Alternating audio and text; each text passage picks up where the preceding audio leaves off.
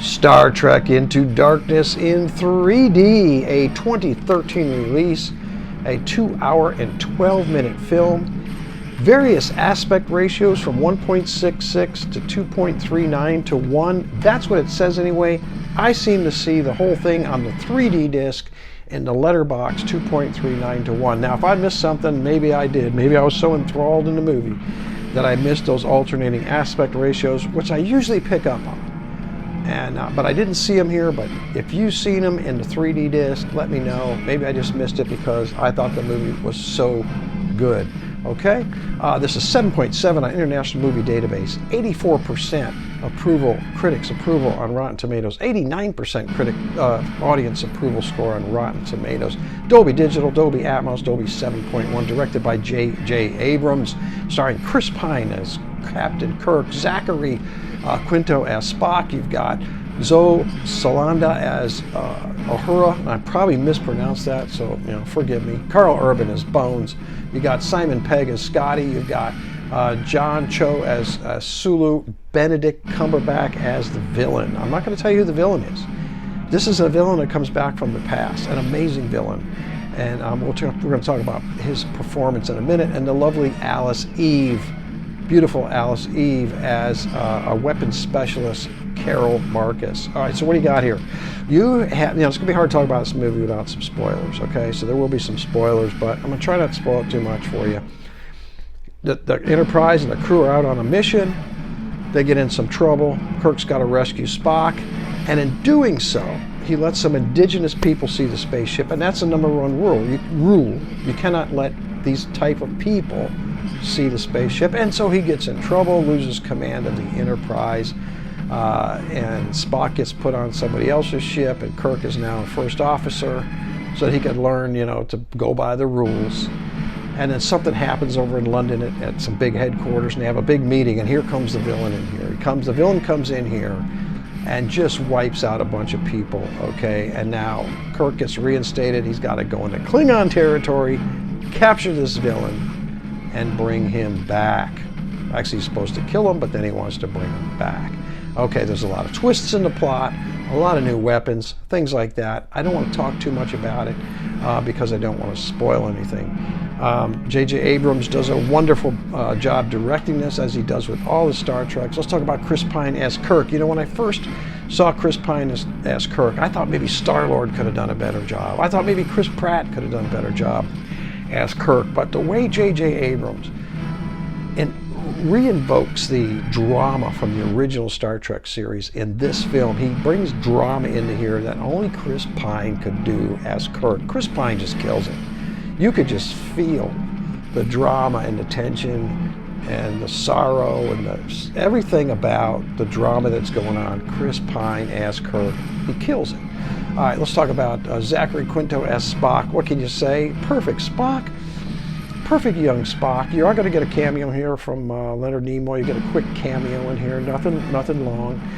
But he plays a great Spock, doesn't he? He did in the first one, and he's just amazing. I almost feel that he might be typecast. I don't know.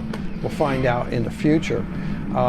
Zoe Saldana, she's as Uhura, great part in here. She's got this love interest going on with Spock. Which is kind of humorous in itself because he not supposed to have those kind of feelings. Okay, so that's kind of cool. Carl Urban as Bones. He does a great job here. Of course, he brings the humor like Bones used to do in the old series. I don't see him as much here as I'd like to. I wish he was in here a little more. He does play an integral part to the story, though. Simon Pegg as Scotty plays a great part. John Cho as Sulu, what can you say? John Cho as Sulu, what can you say? Plays a great part. Benedict Cumberbatch as the villain. Unbelievable villain portrayal by Benedict Cumberbatch. If that's how you say it, it's lame. I probably butcher it every time. Amazing villain role here. Amazing. You've seen him in Doctor Strange, okay? So he does a good job in Doctor Strange. He's a great Doctor Strange. But this villain that I cannot name, nobody can play it like him. Nobody. Benedict Cumberbatch, whatever. All right, cut me some slack on that. Alice Eve, the lovely Alice Eve. She's absolutely beautiful in here. And you know Jim with the ladies, right? You know, there's a scene in here where she has to change her outfit, so she tells Jim to turn around. Of course, Jim turns around. She takes her clothes off. Jim cannot stay turned around. Jim's going to look back. He looks back at her. She's standing there, you know, in her underwear or whatever. She says, turn back around. And he doesn't do it right away. She says, now. And he turns back around, and that's Jim Kirk, right? You know, Chris Pine plays him absolutely perfect. Let's talk about the soundtrack. The soundtrack is good. The soundtrack is very good. Did not have to mess with the volumes, too high, too low. Had it set one time.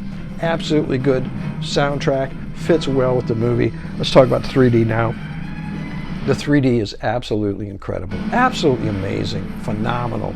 Phenomenal 2013 3D. You're going to have stick outs, you're going to have pop outs, you're going to be doing this with your glass, you're going to have arrows flying out of the screen, you're going to have things coming out of the screen, things floating around in the room, things going out from the back behind you going into the screen.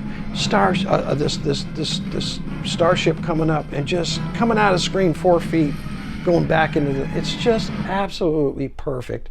Reference quality, everything you'd want to hope for in 3D. This was at the peak of 3D. In fact, when this movie came to the theaters, my son said, hey, you like Star Trek? Let's go see a 3D movie, Pops. You know, I had never seen a 3D movie in the theaters. Takes me in there, 10 minutes into the movie. I'm like, my heart's pounding. I looked at him and I said, look, man, I came here to watch a movie, not live it. And I was wondering how that was going to, you know, translate into this 3D Blu-ray. Well, let me tell you something. It does a wonderful job. It's just as amazing, absolutely incredible. If you got a friend has never seen 3D, bring them to watch this. It's absolutely mind-blowing 3D. And it doesn't hurt your eyes or anything like that. Now, again, it does say that the aspect ratios change, but I didn't see that.